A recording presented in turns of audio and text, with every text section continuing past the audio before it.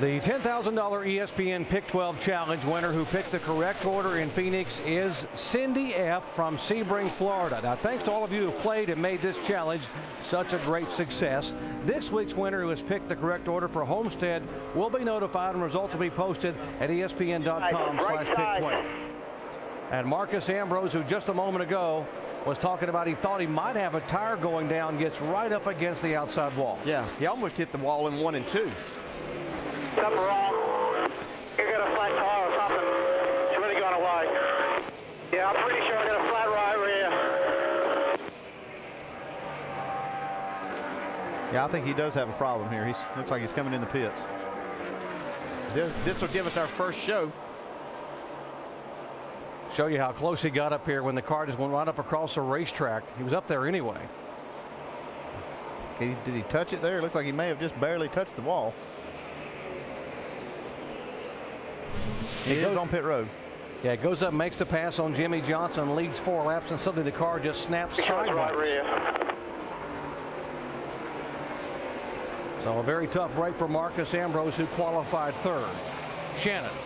Guys, the team is calling for right sides only. They're going to take a look at that tire, make sure there's no major problems. But Marcos Ambrose, as you heard, reported that he thinks he has a flat tire. We will get a shot of that for you guys as soon as we can.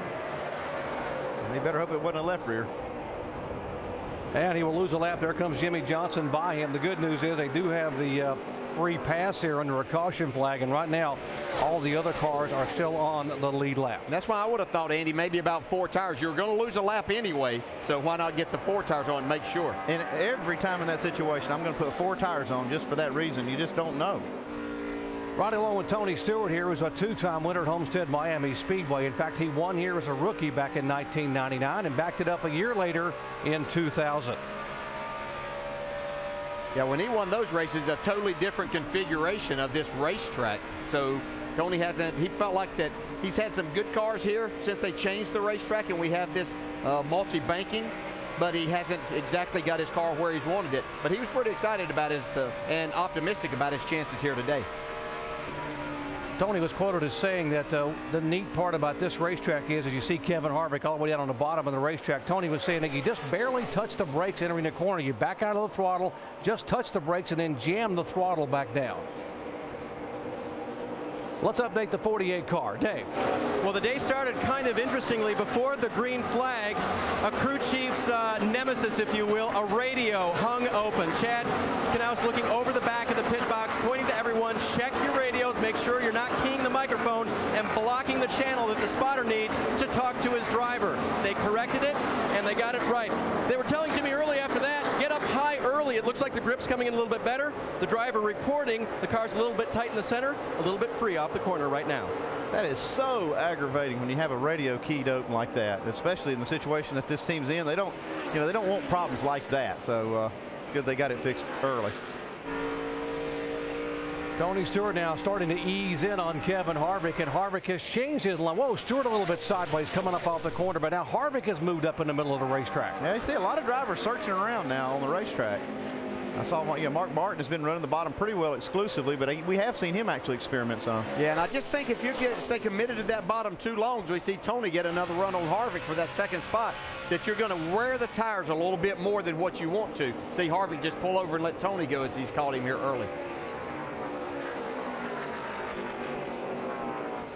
We talked about the progressive banking here at this racetrack, 18, 19, 20 degrees. And DJ, how much can you alter the handling of your car by just changing your line here on the racetrack? Well, it changes a lot because it actually feels like there's not quite 18 degree of banking down there where Harvick's running, right down at that white line. But you can change the way that it feels, and as you move around on the racetrack, you're going to find that your car will do different things. So if you've got a loose race car on the bottom, you might move it around and find that it does something totally different that might suit your setup at that particular time.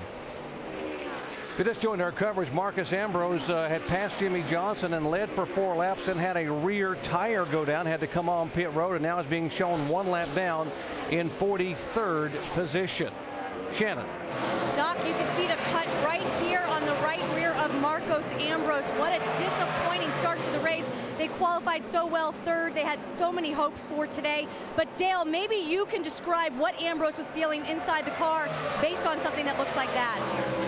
Yeah, that might not look very significant, but that's just letting the air out of that tire. And as you try to lean on that right rear tire, then it's getting softer and it's letting the car go down, and the car will just feel like it's going to spin out with you every single time. One car that is on the move. We talked about him at the top of the show, winless in 2009, but making his way toward the front, the 88 car of Dale Earnhardt Jr. Man, I'll say. He is getting it around the top of this racetrack, guys. Look at that, 19 spots he's gained. And he is literally inches away from the wall every single time. Look at that. But it's making him so fast down the straightaway. I've been watching him. It's just incredible how he's passing these cars. He doesn't drive it in very far, but watch him get back to the gas before these other guys are even thinking about it, and then watch the momentum off the corner here. He just inhales that 44 car of Allmendinger as he goes by, and now is moving in behind the 00 of Rudeman Jr. now in 12th position.